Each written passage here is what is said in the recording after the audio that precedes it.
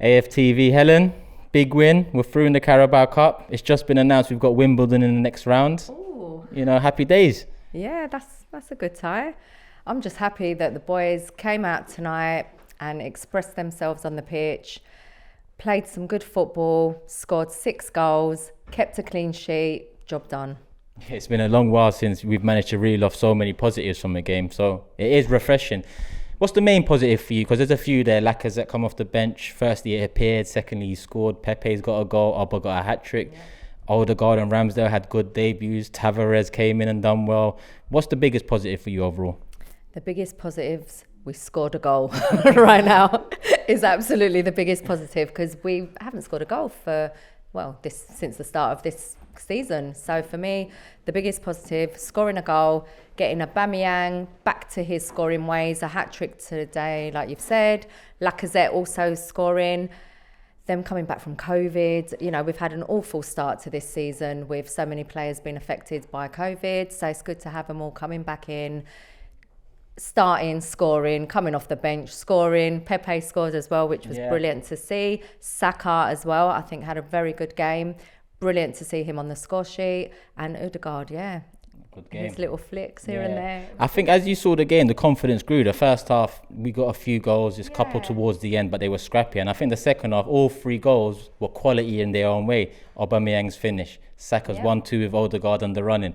And then you have, Lacazette's finish. It was a great finish and a great pass from Pepe. Yeah. So I agree with you on that front. Senior players scoring, moving into Man City. Making spaces, playing for each other, expressing themselves over the pitch. I feel like we haven't seen that. Yeah. They've been so, held back. Stiff in a way. Yeah, just stagnant.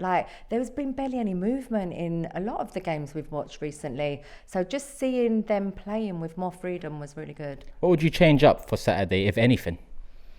I think there'll be changes for Saturday. I don't think... There has to be. But what would you change up? Because, look, Oba scored a hat-trick. Odegaard came in and done well. Obviously, Emile Smith-Rowe sat this one out. Saka, Pepe done well. Lokonga, he didn't feature. Mari didn't feature. Tavares done well. There's so many things that's changed that... There's a lot of good positives. Starting with Aubameyang, he'll definitely start for me. He has to start. He's our captain. Up top. Up top, yeah. He plays best up top. Yeah. I'd personally probably put in Odegaard ahead of Emile Smith-Rowe because we're going to Manchester City. I mean, Arteta will probably play both of them though. Yeah, so he tended to do that last season. Emile on the left. Yeah. So you know what? It's a nice problem. Arteta's had a lot of stress lately, and I want him to have the stress of who to pick because they're all scoring. I want the players giving him that problem, needing to be picked. Let him have that problem. He's had a lot of stress from all of us. Yeah. We've had a lot of stress as well, but I do understand. No, trust me, we've been stressed more. Yeah. But at the end of the day, he's getting paid. We're paying to go watch that. Very true. But listen, it's a positive. We'll take the win. Let them all go home with a smile on their face, the way us fans are having a smile tonight.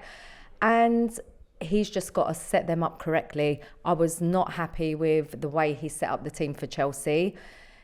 The tactics were wrong. It wasn't necessarily the personnel that were there playing because that's who we had available.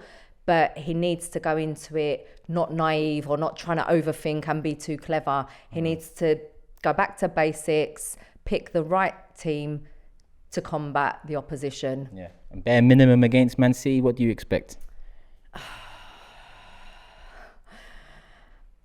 Bare minimum is a draw. A draw. And a good performance. You know what? The bare minimum is a good performance. A clean sheet. Yeah. Hey, you're reaching for the stars now, but...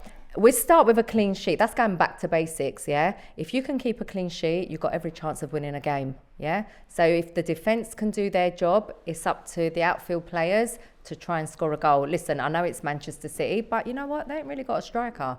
So... Yet.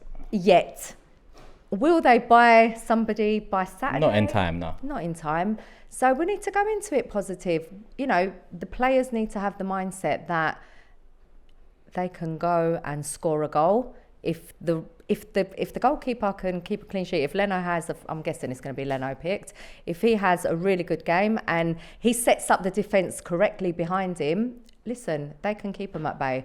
Yeah. And I'm being honest, Yeah. the players are good enough. I think we need a bit of the underdog mentality in the side, you know. Go in, we know they're better than us, but put up a fight, put up a, you know, good performance, and that's, like you said, the bare minimum. Listen, we should never fear anyone. Any team in any sport should go in to any game, because we're talking about football, with the mentality, we're going to win. They can win, yeah. That we can win, yeah. I completely agree. Thank you, Helen, as always. You're welcome.